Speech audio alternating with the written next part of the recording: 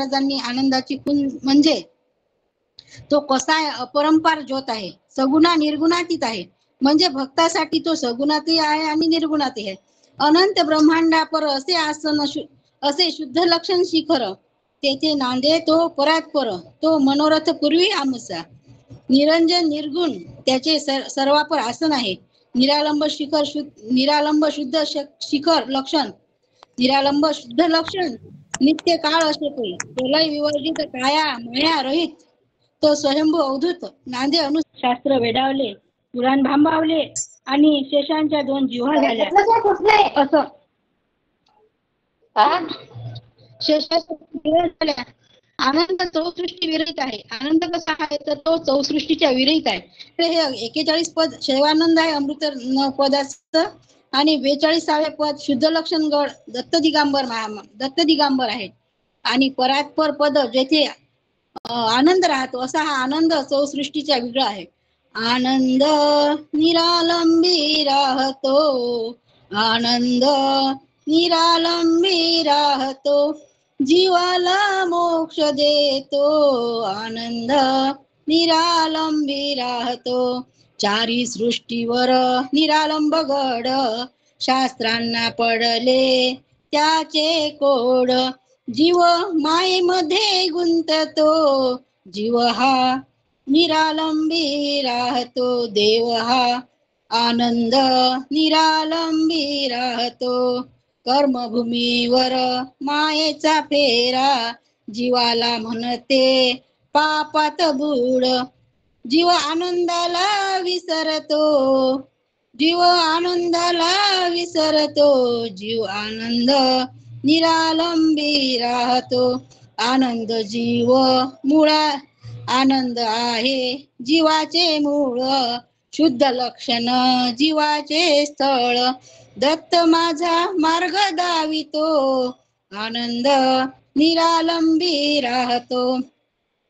ज्ञानगडी आहे आनंदाचे स्थान, अमृतार्णवरी दत्ताचे आसन, दास केवल भारती सांगतो, आनंद निरालंबी राहतो. अशा आनंदाला भजावे आणि द्वैताला त्यागावे. आनंद वाचूनी वाणी न वेचावी, श्रवण करावी आनंद गीता. आनंद हे मूळ बीज अंतरी मी करी, आनंद हे बीज मूळ अंतरी मी करीतो त्याचे ध्यान, आनंदाशी स्मरे तोची आनंद. जीव आनंदाचा आहे, आनंद जीवाचा आहे. आनंदाचे नाम ज्याच्या हृदयामध्ये आहे तो पुण्यवान आहे. ज्याच्या हृदयामध्ये आनंद नाम आहे तो पुरुष परमानंद आहे, सत्य स्वरूप आहे, सचितानंद देवदत्त आहे. आणि ज्या प्रकारे वनामध्ये साप एकटाच मस्त डौला फिरतो, तो कोणाच्याही आधी जात नाही, कोणाच्याही मोहात नसतो, तशाच प्रकारे संसारात राहून संसाराच्या अलिप्त होऊन आनंद नामाचा संग करावा. असे केवळ जसं कमळ चिखलामध्ये असते, कमळ चिखलामध्ये असते पण त्याला चिखलाचा स्पर्श होत नाही, तशा प्रकारे आपण संसारात राहून तशाच प्रकारे आपल्याला अशा संसारात राहून आनंद नामी मन करून संसारात आपल्या जीवाला पावन करायला लागते. जो प्रपंची सावधान तोच करील परमार्थ, जो प्रपंचामध्ये सावधान असेल तोच परमार्थ करेल. आता प्रपंचचे जे 5 आहेत पंच, त्याच्या आपल्याला पलीकडे व्हावं लागेल. म्हणजे कपट, अविद्या, दुर्बुद्धी, विकार, द्वैत हे जे पंच आहेत याच्या आपल्याला पलीकडे जावं लागेल. प्रपंचाच्या पलीकडे आपल्याला द्वैत भावना, कपट नाही पाहिजे आपल्या मनात. आपल्याला विद्या, आपल्याला समजलं पाहिजे की आपण काय करून राहिलो, विद्या पाहिजे. वाईट विचार नाही पाहिजे, विकार नाही पाहिजे, आपल्या मनात द्वैत भाव नाही पाहिजे. असे प्रपंचाचे जे 5 पंच आहे याच्या आपल्याला वेगळं व्हावं लागते. तर आपल्याला काय पाहिजे तर परमार्थाचे 5 तत्व आपल्याला ग्रहण करावे लागतील. आपल्या मनात आनंदाविषयी तळमळ पाहिजे. त्या आपण ज्या आनंदाचं स्मरण करून राहिलो त्या आनंदाविषयी आपल्याला ज्ञान झालं पाहिजे. आपल्याला उपकार, आपल्या अनुसया मातेचे उपकार मानले पाहिजेत. आपल्याला आपण दान केलं पाहिजे. आनंद तळमळ कशी, आनंद नामाचा पुरुष भेटला त्याला आपण शरण जावे, दृष्टीशी दृष्टी लावून त्याला नमस्कार करावे, दृष्टादृष्ट लाभाला गुरुबंधू भगिनीस नमस्कार. आनंद नामाचा जो आपल्याला तळमळ लागली पाहिजे, आपल्याला ज्ञान झाले पाहिजे. की आपण आनंद नामाच्या भक्ताला कसे वागावे. आपण आनंद गीतेमध्ये सांगितलं की आनंदाच्या भक्तामध्येच पाय तू आनंद भक्ताला किती महत्व दिले. त्याच्याविषयी आपण म्हणतो की आनंद नामाचा जर पुरुष भेटला, तो ज्ञानी असो की अज्ञान असो, वेदक असो की निर्वेद असो, ज्ञानी असो की अज्ञान, चतुर, हीन, पंडित, कुटीर, शुद्ध असो तो अशुद्ध असो, पण तो आनंद नामाचा असला तर आपण काय म्हणू, पापी असो की भाविक असो म्हणतात, तो आपल्याला कसा देवासमोर देवासमान आपल्याला आपली त्याच्यासोबत अशी वागणूक पाहिजे. कारण आपल्याला द्वैत भावना आपल्या मनात आली नाही पाहिजे. तो मग आनंद नामाचा पुरुष कोणत्याही जातीचा असो त्याचा आपण आदर सत्कार करायला पाहिजे. अनुसया मातेचे आपल्यावर उपकार आहेत. अनुसया मातेमुळे आपल्याला आनंद मिळाला. दान कशाचे करावे? ज्ञानाचे दान करावे. ज्याच्या मुखामध्ये आनंद नामाचा साचार आहे त्याच्याशी आपण लीनतेने वागावे, त्याला आपण शरण जावे आणि तो देव आपल्याला कसा देवदत्त समजावा तो आपण. म्हणून दत्त दत्त करा तुम्ही चिंतन, धावत येईल अनुसयानंदन. दत्त दत्त करा तुम्ही चिंतन, धावत येईल अनुसयानंदन. ध्यानी धरोनी मनी स्मरोनी, आळवावा मोक्ष द्यानी. हृदयी धरोनी करा तुम्ही चिंतन, धावत येईल अनुसयानंदन. निर्गुणाचा सगुण होऊनी, भक्ता लागी ध्यान भेट देऊनी. करील तुमचे संकट हरण, धावत येईल अनुसयानंदन. शास्त्र वर्णिती संत हे सांगती, करून काळस भावधरा चित्ती. तोडील तुमचे 84 बंधन, धावत येईल अनुसयानंदन. दत्त दत्त करा तुम्ही चिंतन, धावत येईल अनुसयानंदन. येदू दलाल धन याज्ञवल्क मुनी, अरळकाचे त्रिताप मिटोनी. उपदेशिले त्यांनी सनकानंदना, धावत येईल अनुसयानंदन. दत्त दत्त करा तुम्ही चिंतन, धावत येईल अनुसयानंदन. दास गुरुचा सांगत तुम्हा, शरण जावे त्या परब्रह्मा. सद्गुरु नामात व्हा तुम्ही तल्लीन, धावत येईल अनुसयानंदन. आनंद नाम, आपण काय आनंद नामाचं आपल्या हृदयामध्ये बीज चांगल्या प्रकारे रुजवायचं असेल, आनंद नामाचं बीज जर आपल्या हृदयामध्ये चांगल्या प्रकारचं रुजवायचं असेल, तर आपलं जे शरीररूपी आपण जे शरीररूपी शेत आहे, त्या शरीररूपी शेतामध्ये दुसऱ्याला आपण जागा देऊ नये. कारण आपण आपल्या शेतामध्ये एखादं अगाईत असते, त्याच्यात पुष्कळ गवत असते, तर मग ते अगाईत चांगल्या प्रकारे वाळेल काय? नाही. म्हणून आपल्या शरीररूपी शेतामध्ये तर असं दुसरे असतील, इतरांना जर जागा दिली आपण, तर आपलं ते जे अद्वैत आहे ते फुलणार नाही. तसेच आपल्या हृदयामध्ये संकल्प, विकल्प, कपट, कपटी बुद्धी, राग, द्वेष, लोभ, मद, मत्सर, काम, क्रोध वाढवून ठेवलं तर आनंद बीज मूळ अंकुरेल काय? परमेश्वराची प्राप्ती झाल्यानंतर परमेश्वराची प्राप्ती भक्ती करू नये. कारण आपल्याला जर सोनं मिळालं तर आपल्याला पितळाची काही गरज नाही. आपल्या घरी सोनं असल्यावर आपल्याला पितळाची काय गरज आहे? आपल्याला आनंद भेटल्यावर आपल्याला इतरांची काय गरज आहे?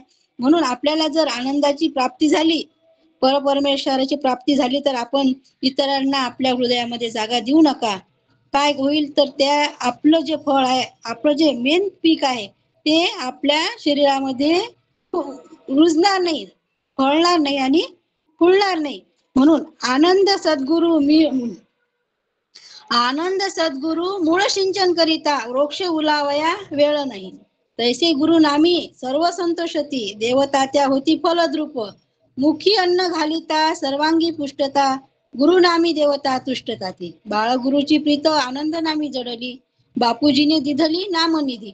बाप म्हणून झाडाच्या जर खोडाला पाणी घालायची गरज असते, झाडाच्या खोडाला पाणी घातल्यावर आपल्या मुळातील पाणी घातल्यावर आपल्याला इतर फांद्यांना फुलांना पाणी घालायची काही गरज नसते.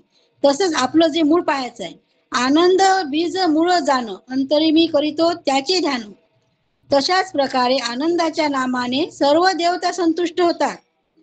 आनंदाच्या नामाने सर्व देवता संतुष्ट होतात, फलद्रूप होतात. ज्या देवता आनंदाच्या नामानं फलद्रूप होतात, जीवाला वरदान देतात, आणि आनंदाच्या नामाशिवाय त्या कोणालाही वरदान देऊ शकत नाही.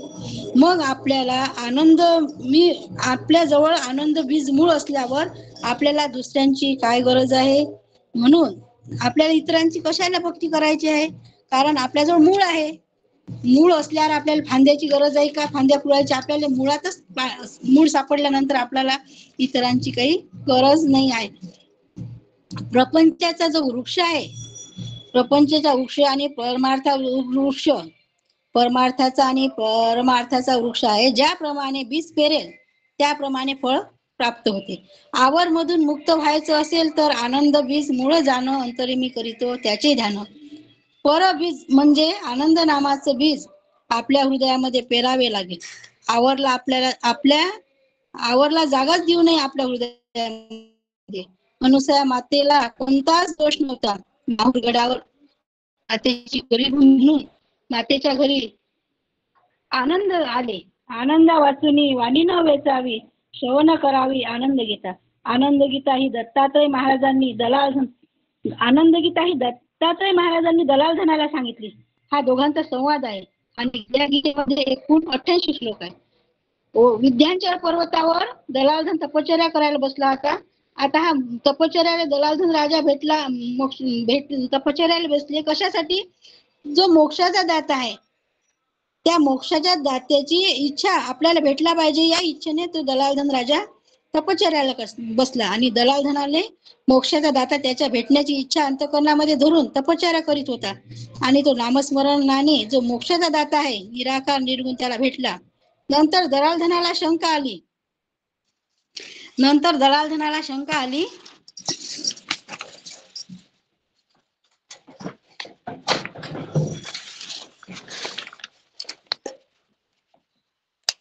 जो मोक्षाचा दाता आहे तो कसा आहे. दलालधनाला शंका आली.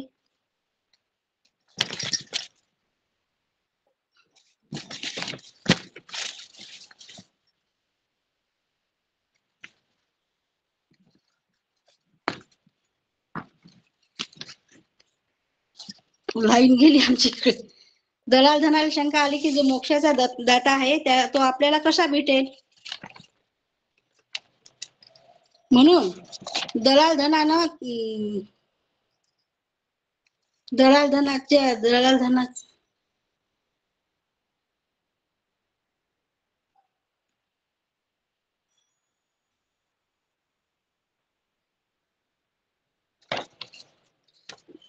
दलालधनाला शंका आली की आपल्याला जो मोक्षाचा दाता आहे तो कसा मिळेल. म्हणून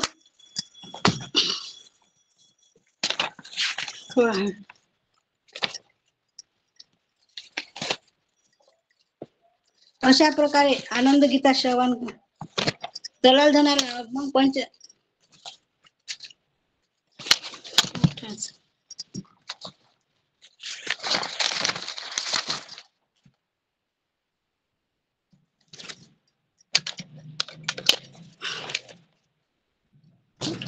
जो मोक्षाचा दाता आहे तो कसा मिळेल. म्हणून दलालधनानं दत्त महाराजांना विचारलं की 4 पदार्थाचे ज्ञान विचारले दलालधनाने.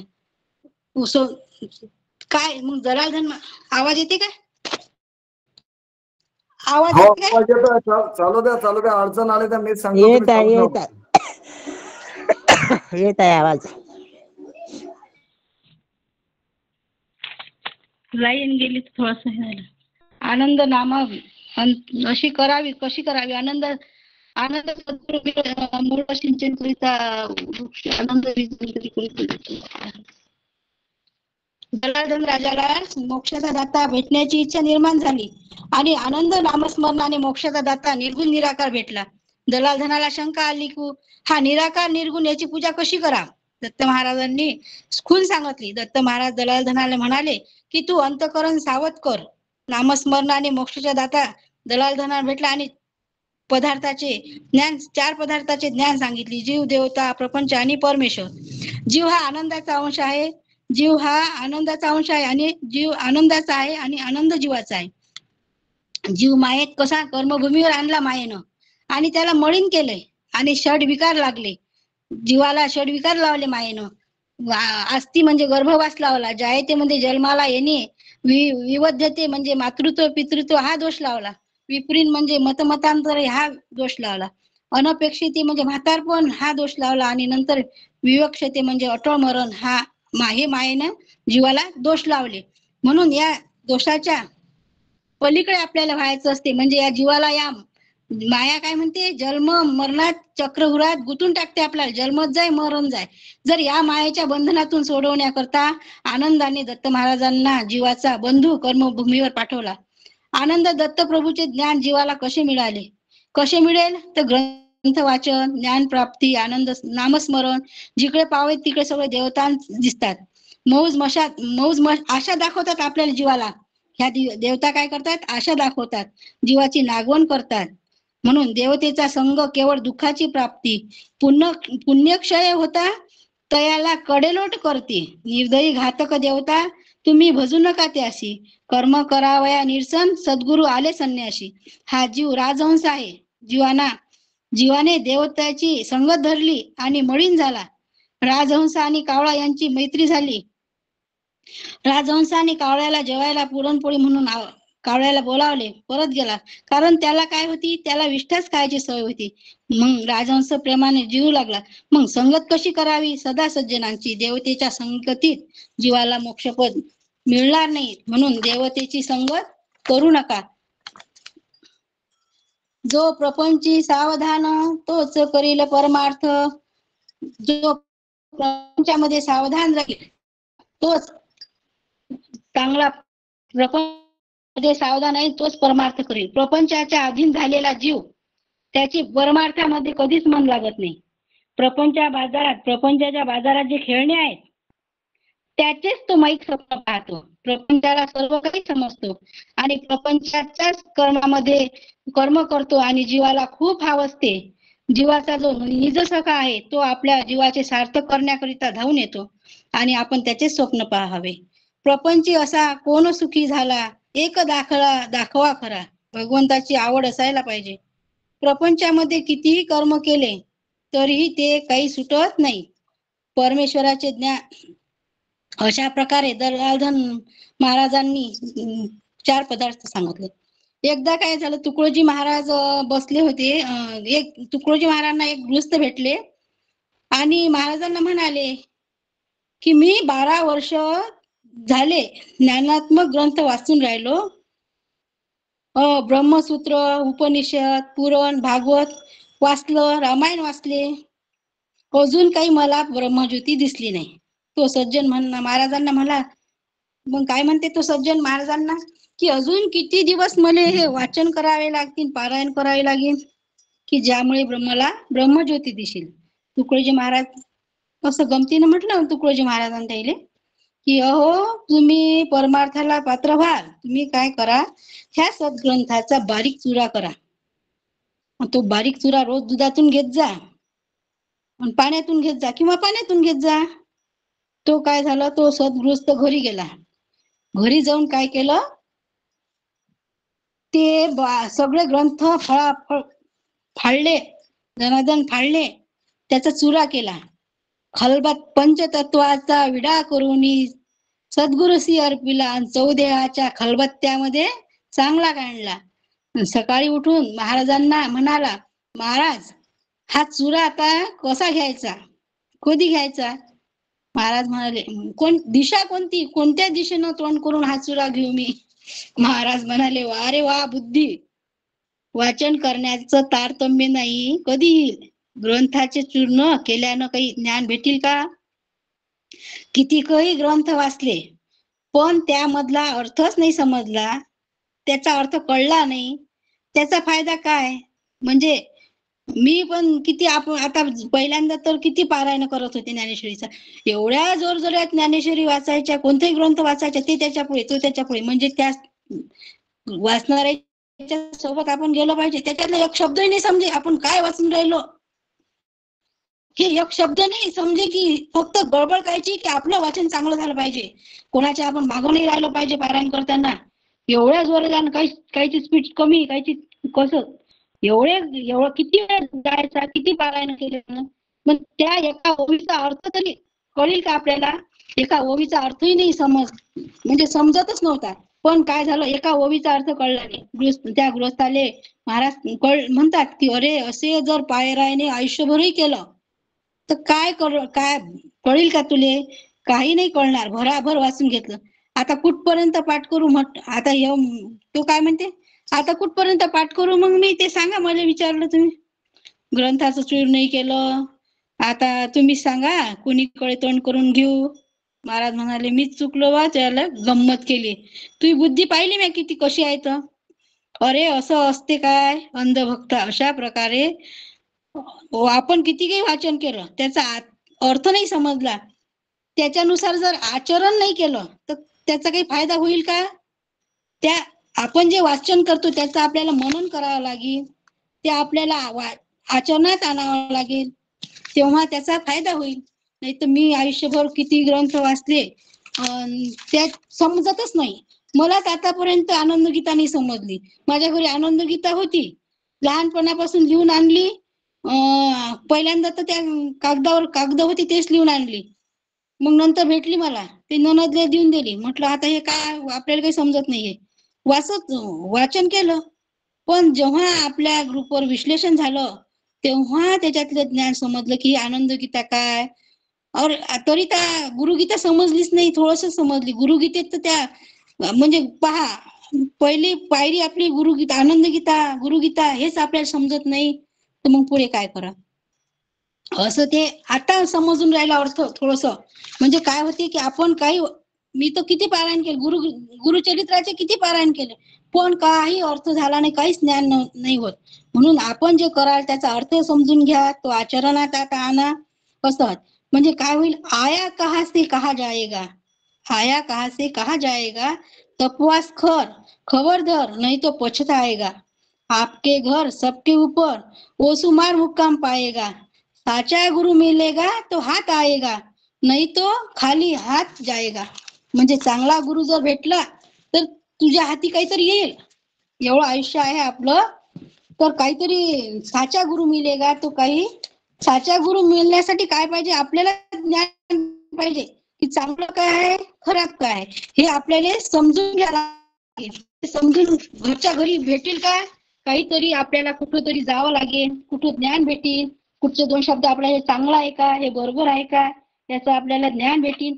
म्हणून मग आपल्याला साचा गुरु मिलेगा तो कुछ हात आएगा, नाही तो खाली हात आया है, खाली हात जाएगा, असं होईल आपलं. मग अशा प्रकारे आनंदगीता श्रवण करावी आणि त्याप्रमाणे आपण आचरण करावं. आपलं कसं, एकही शब्द वाचला तर त्याचं आपलं एका शब्दाचं आपण चिंतन करावं. महाराजांनी सांगितलं गुरुगीतेत दलाल धनाला की कोणासोबत द्वेष भाव नाही आला पाहिजे, कोणासोबत कुटीळ असो काही असो, आपला वाचरण चांगलंच असलं पाहिजे. असं आपण मनात आचरण करावं. एका शब्दाचं मनात आपल्याला दिवसभर आपल्या मनात तो शब्द रंगाळला पाहिजे की आपण काहीतरी, मग आपण त्याचा आपल्या आयुष्यात त्याचं आचरण करून मग आपल्यामध्ये काहीतरी फरक होईल. असं नाहीतर मग आयुष्यभर वाचलं तरी काही अर्थ केला, ते आचरण नाही केलं, अर्थच नाही कळला, तर मग काही फायदा होत नाही. आता अनुसया मातेनं 60,000 वर्ष तप केलं, आनंद प्रसन्न करून घेतला. पण जेव्हा इंद्रानं नारदानं माहूरला देवल्ली ऋषीकडे दत्त महाराजांना नेलं, तर किती दिवस झाले तरी दत्त महाराज आलेच नाही. मग काय अनुसया काय माता म्हणते की एवढी सेवा केली तरी काय म्हणते की माझ्या सेवेमध्ये काही अंतर पडलं का, पंक्ती पांखत केला काय, एकमेकात चुगली लावली का, की कोणाकडून माझ्याकडून कोणाची निंदा झाली का? म्हणजे हे कोणासाठी आहे? आपण, की आपण असं वागू नका, कोणाची निंदा करू नका, पंक्तीत मतभेद करू नका, कुणाकडून निंदा ऐकू नका आणि कोणाची करू नका. दुजाचे पाहिले असतील गुण, लाविला असेल परगृह. दुसऱ्याच्या घरी जर भांडणं लावले, दोघा नवरा बायकोत भांडणं लावले काम्या काम्या कोणाचे अनित तिथले माझ्या डोक्यात विचार आला काय, कोणाचं बरोबर म्हणजे अनित दुसऱ्याबद्दल आलं काय. अशी अनुसया माता म्हणाली की जेव्हा दत्त महाराज लवकर आले नाहीत तर आपण तर तीच घडली मी, आपल्याला तर काहीच नाही समजत.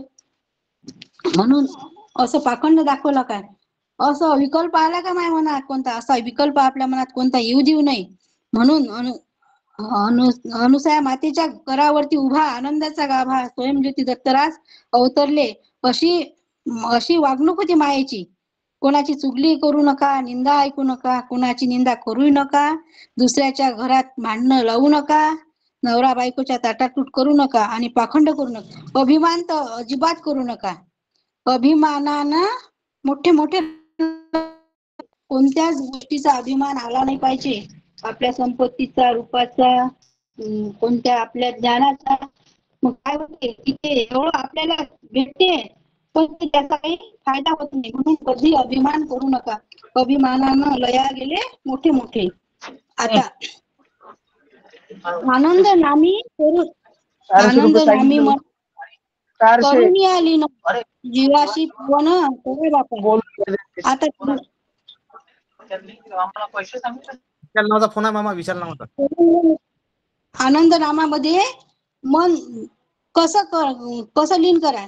आता तेलंगण नावाचा तेलंगणा देशामध्ये दक्षिणेला कलबुर्ग नावाचं राज्य होतं. तिथं बिजरंग नावाचे राजा होता आणि त्या बिजरंग नावाचा राजा होता, त्याचा प्रधान होता बसवण्णा. बसवण्णाचा काय हृदयात निज ध्यास करू लागला. तो नेहमी आपल्या हृदयामध्ये आनंदाचं स्मरण करत होता. बसवण्णाला काय अविनाशाचे स्वरूप, अविनाश स्वरूपाचं ध्यान लागलं.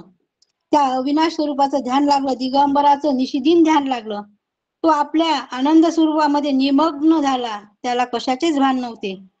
त्याला लिंगाची पूजा करायची भान नव्हते, कारण त्याच्याकडे कसे लिंग होते, ते लिंगाची पूजा करत होते सर्व त्याचे आई वडील. पण त्याला सर्व कर्माचे बंधन सोडून तो त्याच्या मुखामध्ये दिगंबराचे स्मरण करू लागला. आता दिगंबराच्या कृपेनं काय झालं, तो भव बंधनातून तो कसा मुक्त झाला. दिगंबराची भक्ती करून, ज्या दिगंबराची भक्ती पाहून तेथील जंगम होते त्याच्या लक्षात आलं की हा जो बसवण्णा आहे, हा बसवण्णा भजन आपल्या याची लिंगाची पूजा सोडून दुसऱ्याचीच पूजा करून राहिला. म्हणून ते जंगम काय म्हणतात की अरे तू काहून अधर्म करून राहिला, त्या तुझा जो कुळधर्म आहे तो सोडून दिला आणि तू कोण्या देवाच्या मागला, कोण्या देवाच्या माग लागला, असे ते त्याला म्हणू लागले. काय नवल वाटले तुला, आनंद मार्गासी लागला, तुला पुसतील तुझे गणगोत, आपुल्या घरी भवानी दैवत, कोण पूजेल महिषासुराला, तू आनंद मार्गासी लागला. घरी आहे रे गणेश मूर्ती, महाविष्णू वैकुंठपती, राग येईल भोळ्या शंकराला, तू आनंद मार्गी लागला. घरी आहे रे माता रेणुका, दुर्गा देवी आणि कालिका, कोण पूजेल साती आसराला, तू आनंद मार्गी लागला. घरी आहे रे माळविना, मृत्यू लोकाच्या पुतळ्या जाना, तुझ्या नामाची वेडी घातली, नवसाची वेडी घातली, तू आनंद मार्गासी लागला. देवता आहेत रे कोट्यान कोटी, यांना पूजिता जन्म जाईल किती, नाही मिळणार मोक्ष जीवाला, तू आनंद मार्गासी लागला. दास सांगेस कळासी, पूर्व जन्मी पुण्य गाठी, भाग्याने आनंद मार्ग मिळाला, तू आनंद मार्गासी लागला. सोमवार महादेवाचा, मंगळवार भवानीचा, बुधवार विठ्ठलाचा, गुरुवार गजानन महाराजचा, शुक्रवार महालक्ष्मीचा, शनिवार मारुती रायाचा, रविवार खंडोबाचा. असे प्रत्येक दिवसाचे वार आहे. प्रत्येक दिवसाचे वार आहे. मग बाकी देवता तर त्या सोडूनच द्या, बाकी देवता तर पुष्कळ आहे. तर मग त्या आनंदाला तुम्ही वेळ कधी द्याल? आनंदाला तुम्ही वेळ कधी द्याल? एवढी जर पूजा करत बसले तर मग मामा आनंदाला लागला नाही वेळ का कधी तू? द्याल? मामा 6:30 म्हणत होते ना. सत्संग चालू आहे ना अशा माऊली, प्रकारे तुम्हाला आवाज येऊन राहिला का? तुम्ही ग्रुपवर आहे, सत्संग सुरू आहे संगीताताईचा. लागला नाही ना आमच्या इथे, का बरं येऊन नाही राहिला? तुम्ही दादा ग्रुपवर असतं बोलत भागीरथ राहिले. बाई, भागीरथ मावशीच्या चरणी, माझ्या चरणी येऊन राहिला. चालू आहे मावशी, का बरं? चालू आहे म्हटलं, चालू त्यांच्या आहे. याच्यात नाही, आमच्या याच्यावर येऊनच नाही अशा राहिला. प्रकारे लेफ्ट होऊन डबल या, लेफ्ट होऊन डबल या तुम्ही ग्रुपवर लिंक करून. बरं. हा, संगीताताई चालू करा, आनंद देतो. अशा प्रकारे बसवण्याचा भाव कोणाला समजत नव्हता. बसवण्णांनी संसाराचा त्याग केला, त्याला वैराग्य प्राप्त झाले. दिगंबराच्या नामामध्ये तो काय निसंग झाला. बसवण्णाचे वडील वीरांना कुळगोत्र बुडवले म्हणून त्याला समजून सांगू लागले, बसवण्णा हा तुझा विचार बरोबर नाही. बसवण्णा म्हणाला, दिगंबर माझा माता आहे, पिता आहे, त्याच्याशिवाय मला कोणीच नाही. बसवण्णाच्या वडिलांना दुःख झाले की असा पुत्र आपल्या घरी जन्माला आला. जन्म झाल्याबरोबर मेला असता तर बरं झालं असतं. असं बसवण्णा निसंग झाला, कोणी काही म्हणो मज भान नसे. मग वीरांनांचे काही तो ऐकत नव्हता. असे पाहून सर्वजण म्हणाले की आता याला राजाकडे नेऊ. मग राजाकडे घेऊन जाऊ म्हणजे याला राजा दंड करेल. मग वीरांनाने राजाला पुत्राची हकीकत सांगितली. राजाला क्रोध आला. राजाने बसवण्णाला बोलावले आणि म्हटलं की तू तुझ्या वडिलांचं काही ऐकत नाहीस, तुला आता दंड करावे लागेल. मग काय झालं, बसवण्णाला त्यानं पहिल्यांदा समजून सांगितलं की बसवण्णा हे बरोबर नाही. मग जे माझ्या प्रारब्धात असेल म्हणाला, जे माझ्या प्रारब्धात तुला दंड करू आम्ही. ते म्हणाला की तुला दंड करू, तर म्हणे ठीक आहे करा, प्रारब्धात असेल ते होईल. बसवण्णा शांत. बसवण्णा दिगंबराच्या भक्ती काही सोडत नव्हता. त्या बंदी शाळेत घातलं. बंदी शाळेत घातल्यावर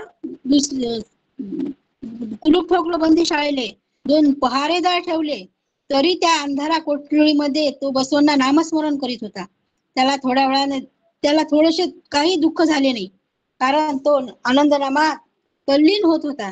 रात्र झाली आणि आपोआप कुलूप उघडलं, तुटलं ते कुलूप. पण काय झालं, बंदी शाळेत कुलूप तुटलं, ते बसवण्णा निघून गेला. मग आता राजाला विचार पडला की एवढ्या मोठ्या बंदी शाळेत टाकलं, पहारेदार ठेवले, कुलूप लावलं, तर हे कुलूप तुटून गेलं. मग काय आता काय करा, बंदी शाळेमध्ये टाकलं तर कुलूप तुटलं. मग राजानं त्याला विहिरीत टाकलं. विहिरीत टाकलं आणि विहिरीत टाकून त्या पूर्ण विहीर दगड टाकले आणि दगडानं पूर्ण विहीर बुजून टाकली. पूर्ण विहीर बुजल्यावर काहीच नाही रिकामी ठेवली, एवढं बसवण्णाच्या अंगात पूर्ण दगड टाकले. मग त्या विहिरीमध्ये काय एक भुजंग होता.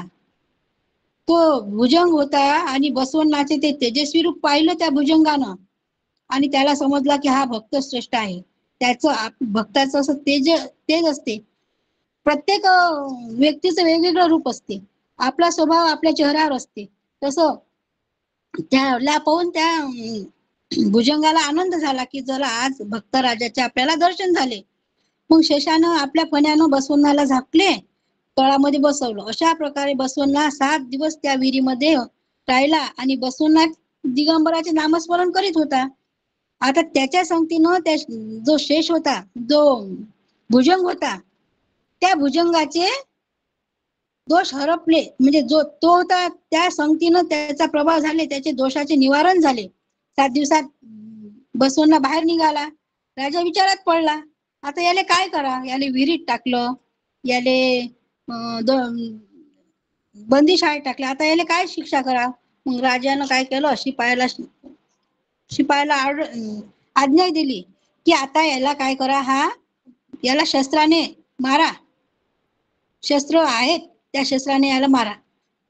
त्या जे त्याचे सेवक होते त्या सेवकाईने एवढे चांगले शस्त्र नेले, त्याचे आई वडिलांचे म्हणजे पूर्वजांचे जे शस्त्र होते ते नेले चांगले, परंतु त्या बसवण्याजवळ शस्त्र गेल्याबरोबर ते सगळं शस्त्र तुटून डॉक्टर पडले. हिंगणे साहेब ते लिंक टाका. डॉक्टर हिंगणे साहेब लिंक टाका. हो हो हो शस्त्र तुटले, ते विचार करू लागले एवढे चांगले शस्त्र पूर्वजाचे किती होते ते तुटून पडले, मग आता काय उपाय करा. मग बसवनला काही मरतच नाही, आता त्याला काय करा. त्याच्याजवळ आनंद नामाचे शस्त्र होते. आनंद नामाचे शस्त्र असल्यावर तो या शस्त्रानं मरणार होता का. आनंद नामाचे शस्त्र, मग आता राजा म्हणाला आता याला अग्नीत टाका. आता काय करा, आता सगळे उपाय संपले, आता याला काय करा. मग आता राजानं म्हटलं की आता या अग्नीत टाकलं. राजानं अग्नीत टाकलं, पुष्कळ लाकडं पेटवले, बसवनाला अग्नीत टाकलं. बसवंताचे निरंतर नामस्मरण चालू होतं. दिगंबराचा धावा केला, तू परात्पर आहेस, सर्व घटी आहेस, निराधार आहेस, निराधाराला आधार आहेस. दिगंबरा मग काय एवढा धावा केला मनातून, अंतःकरणातून. आपण म्हणतो ना बेंबीच्या देठापासून बोलावा देवाला. दत्त महाराज येतीलच, उभेच राहतात आपल्या जवळ, पण आपण त्या आपल्याला कसा तसा धावा केला पाहिजे. तशी आपल्याला अंतःकरणातून त्याची विनंती करावी लागेल, त्याचा धावा करावा लागेल. मग दिगंबर धावून आले आणि अग्नी शांत झाला. दिल हमारा हर लिया है अत्रि नंदन कुमार ने, दिल हमारा हर लिया है अत्रि नंदन कुमार ने, दत्त दत्त मैं पुकारू निरंजन के बन में, दत्त दत्त मैं पुकारू निरंजन के बन में, मातापुर में रहने वाले अर्जी मेरी सुन लेना, तेरी चर्चा हम करेंगे दुनिया भर के सामने, हो सामने, दत्त दत्त मैं पुकारू निरंजन के बन में। बसवन्ना को प्रभु अग्नि से बचाया था, अनुसया की लाज राखी त्रिगुण के सामने, हो सामने, दत्त दत्त मैं पुकारू निरंजन के बन में, दत्त दत्त मैं पुकारू निरंजन के बन में, मेरी गरीब की अर्जी कसूर मेरा माफ करना, इसीलिए मैंने धुनी लगाई तेरे घर के सामने, हो सामने, दत्त दत्त मैं पुकारू निरंजन के बन में, नित्यानंद दास कहे दर्शन देना कर, तुम हमारे सामने प्रभु हम तुम्हारे सामने, हो सामने, दत्त दत्त मैं पुकारू निरंजन के बन में. अशा प्रकारे दत्त महाराजांची त्यांना पुकार केली आणि दत्त महाराज प्रत्येक वेळी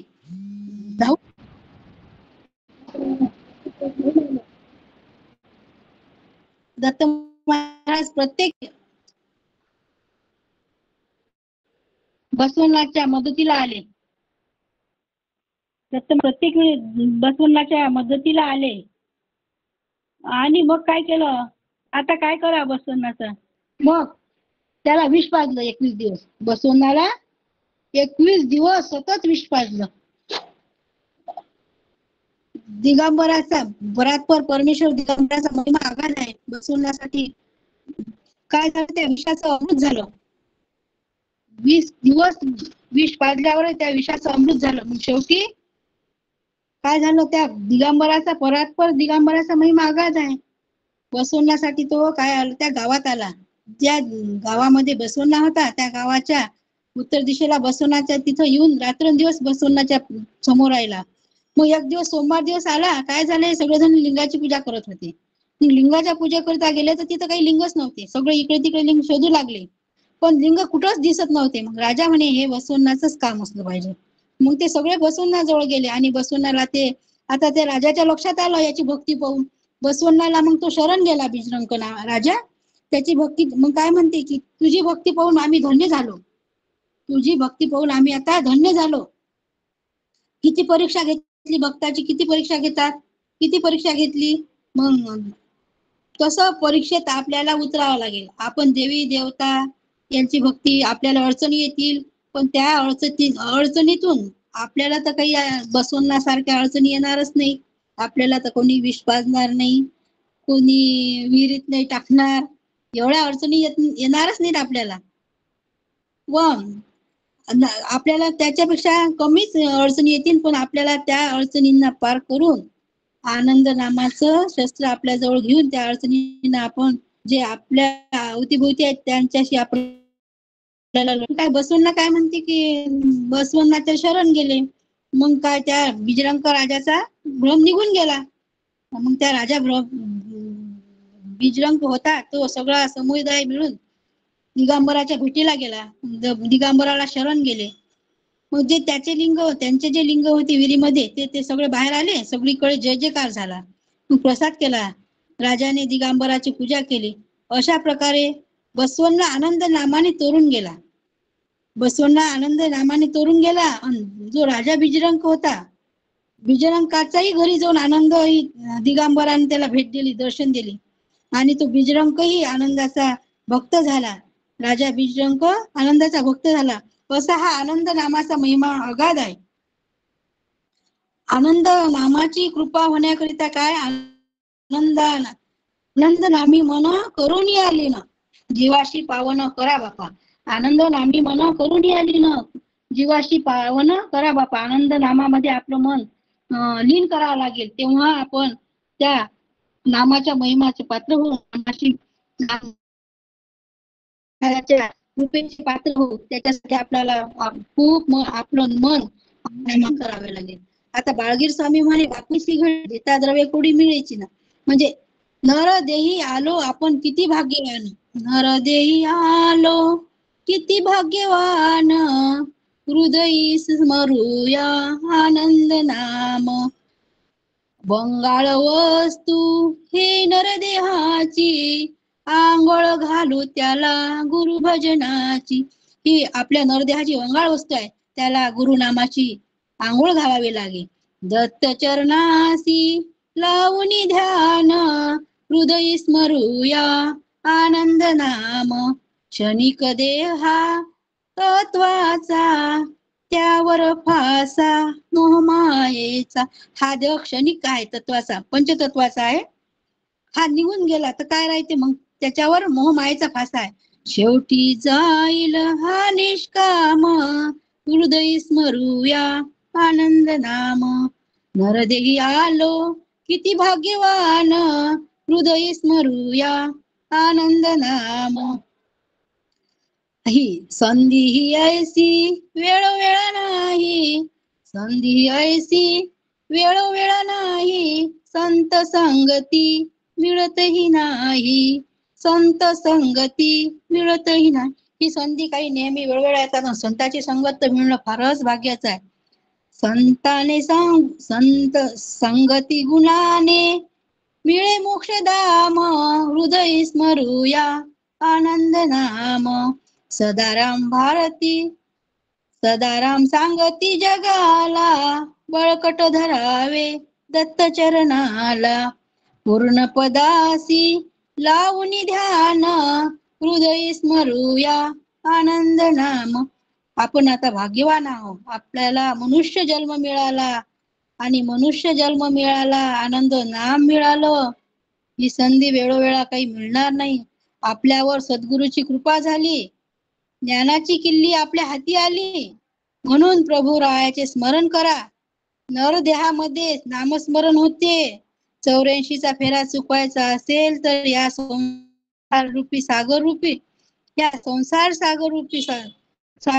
संसार रूपी सागरातून तरून जायचं असेल तर आनंद नामाची आपल्याला सांगोळ घालावीच लागेल. नरदेह अनमोल आहे. धन्य माझे गुरु, त्यांनी मला मार्ग दाखविला. कानी मंत्र फुंकुनी मला आत्मबोध केला. त्याचे उपकार कधी भेटणार नाही. कुणी म्हणते मनुष्य जन्मामध्ये सुख अपार आहे. मग काय पशु पक्षीच्या योनीमध्ये आत्मसुख आहे? किती योनी फिरून मानवाचा जन्म मिळाला. सार्थक करून घ्या. माझे सौभाग्य, मला हा नरजन्म मिळाला आणि आनंदाचा महिमा कळाला. मी धन्य झाले. त्या आनंद नामाच्या चिंतनाने मी धन्य झाले. साधू मिळे भाग्यानुसार, अभाग्यासी कैसा दातार. साधू मिळे भाग्यानुसार, अभाग्यासी कैसा दातार. सुकृता वाचुनी साचार, संत संग घडेना. दत्त महाराज दाते आहेत. दत्त महाराज दाते आहेत. तोडी मायेचा बाजार. दत्त महाराज दाते आहेत. या मायेच्या बाजारातून आपल्याला तरुण नेतात. म्हणून आपण आनंदाचं स्मरण करा. देवा, मला नेहमी संत संगती घडू दे आणि तुझी कृपा निरंतर माझ्यावर राहू दे.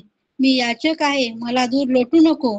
सर्वातीत असे तुमचं रूप मला डोळ्याने बघू दे. तुझ्या नामात एक रूप होऊ दे. या जन्मामध्ये येऊन माझे चिरभर सार्थक झाले नाही. दत्तात्रय कृपेने आनंदाची परमपूजा घडली. आनंद नाम लाभले. दत्तात्रय योगी मला पाजी अमृताचा प्याला. या विश्वात भक्ती मार्ग रूपी सत्याची ज्योत जागृत ठेवण्यासाठी आणि धर्माचे पुनर्जीवन करण्यासाठी स्वतः परमेश्वर संत महात्म्याच्या रूपाने जगात वावरत आहे. त्यांचे जवळ भेद नाही. हे सर्व ब्रह्मांड त्याचेच रूप आहे. त्यानेच ही रचना केली. तो स्वतः आत्मरूपाने प्रत्येक प्राणी मात्रांच्या ठाई आहे.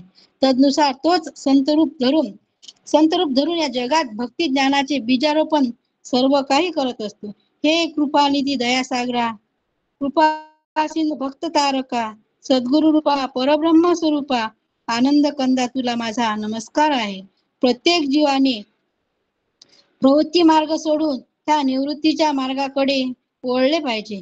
भक्तीपासून उत्पन्न होणारे जे सुख प्राप्त करून घेण्यासाठी मनुष्याने खटपट केली पाहिजे. स्वयंज्योती ब्रह्माचे स्वरूपरूपी बोधात बुद्धीने समर्पण करून अनन्य भावाने अखंड सुखी होण्याची सुसंधी या मानव देहातच आहे.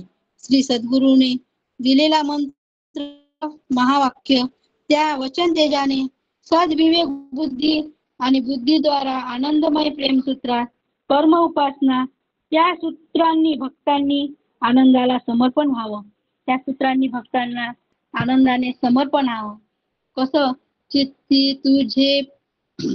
चित्ती तुमचे पाय डोळा रूपाचे ध्यान, डोळा रूपाचे ध्यान, अखंड मुखे नाम तुमचे वर्णावे गुण.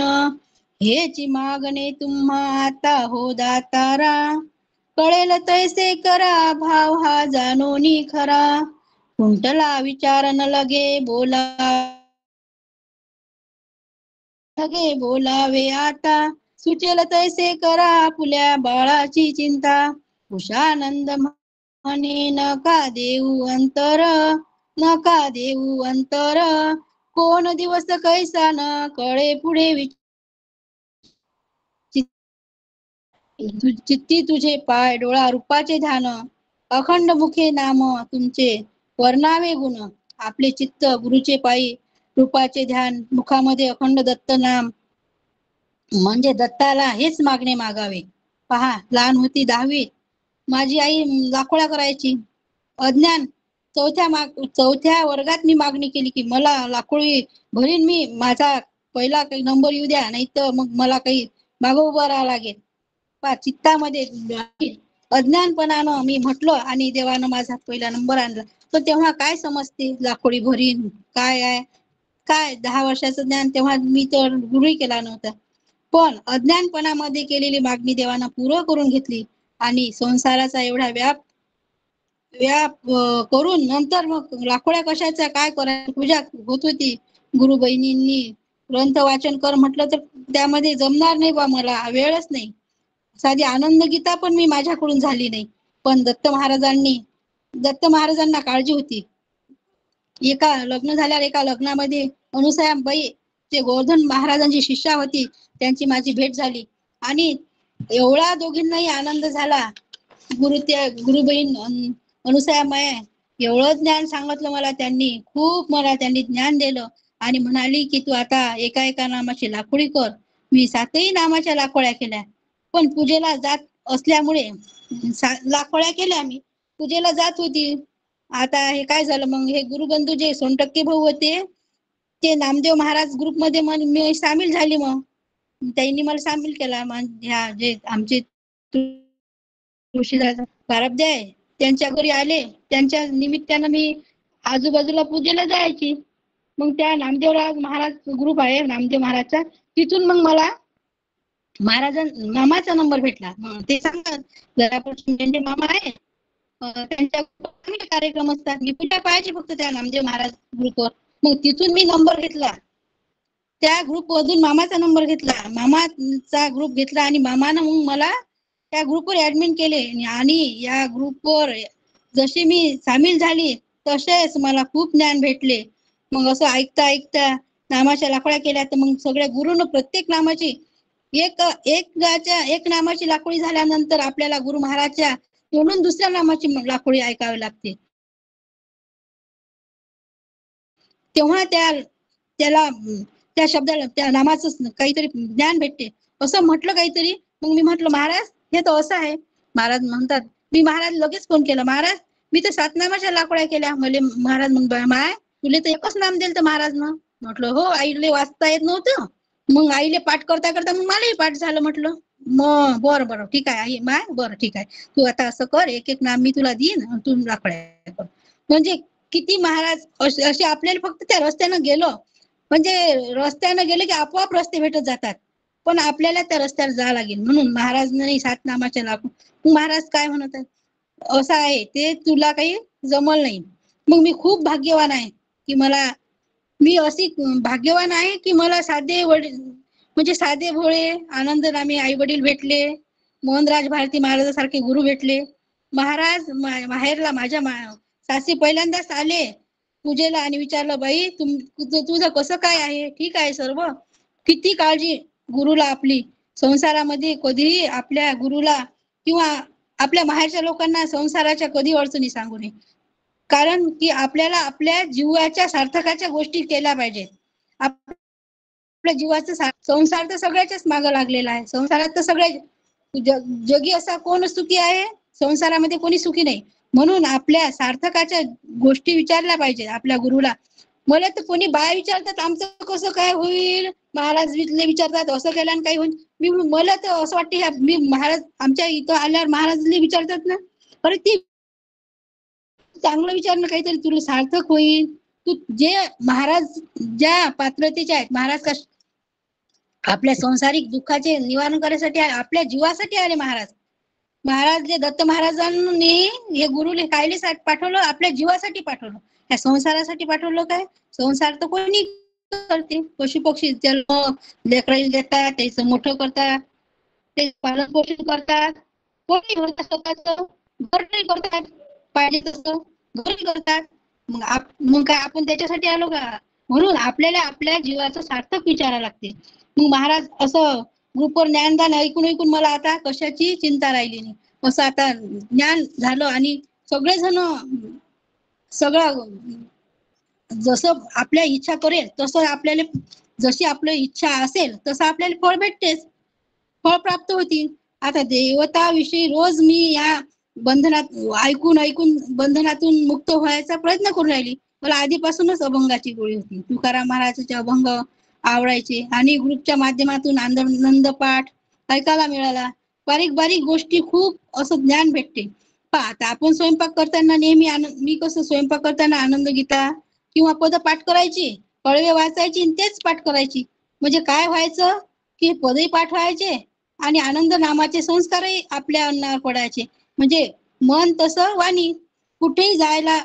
पण मला कसं आहे की आता मी घरातून निघाली नसती, मला ज्ञान झालं असतं काय. मग माझ्या पतीचे माझ्यावर उपकार आहे की मला कुठेही परवानगी म्हणजे कुठेही जायला, कुठं अडवळ कुठं त्यानं ते आनंद सांप्रदायिक नाही पण कुठेही असं मला कधीच कशाची मनाई नाही केली. त्यांना कधीच काय बंधन नाही, मला कोणतंच बंधन घातलं नाही. आता बेडका आहे, बेडकाला जर डबक्यामध्ये जगाचं ज्ञान येते, जग कसं आहे, देव कसं आहे, याला ज्ञान व्हायसाठी आपल्याला थोडं तरी ज्ञानवंताच्या सहवासात राहावंच लागेल ना. मग आता एक वेळ काय मी अंजनगावला गेली होती, ताराचंद महाराजच्या सप्त्यामध्ये गेली. ताराचंद महाराजांनी मग अद्वैत ऋषीची आणि गोरक्षाची कथा सांगितली. गोरक्षाची अद्वैत ऋषीची कथा सांगितली. दत्त महाराजांचा जो विट्टी दांडूचा खेळ आहे त्याचं वर्णन सांगितलं. दत्त महाराजांनी त्या ताट वाढवत तेव्हा विट्टी दांडूचा खेळ सांगितला. मी तो पहिल्यांदाच असं दत्त महाराजांचं वर्णन ऐकलं. मला इतकं खूप दुःख वाटलं की अरे आपल्याला तर आपल्या बापाविषयी